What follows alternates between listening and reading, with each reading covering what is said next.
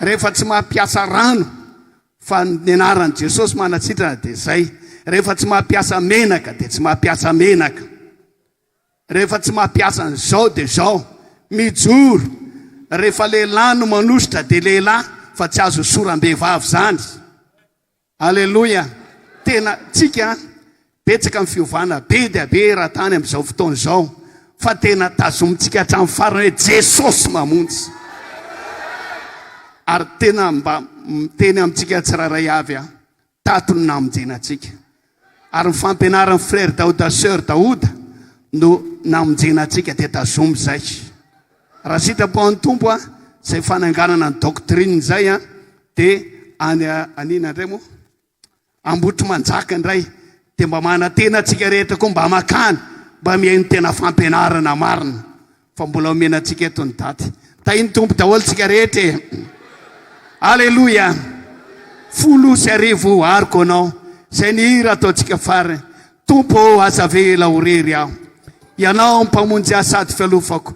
Tompo arovo tsy ho resy aho, tsy ho resy mandrakizay ny Jesosy mamonjy, tsy ho lefy mandrakizay ny Jesosy mamonjy, ary tsy ovaova ny Jesosy mamonjy. Tazomina ny fampianarana marina. Tsangantsika 10 dia rehefa aveo dia fampivavaka tsika. Mangataka an'ireny mpanompon'Andriamanitra eto akaiky ireny mba hilahatra atsika hivavaka ho an'ny olona miala eto amin'ny toerany teny.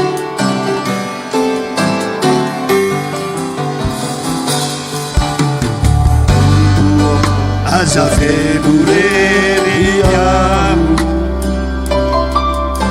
tantano amenisandrena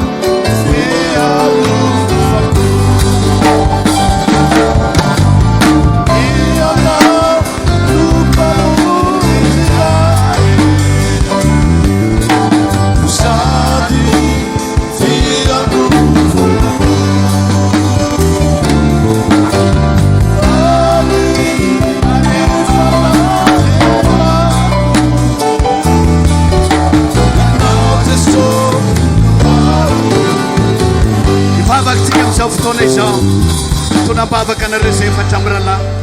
Andriamanitra raina io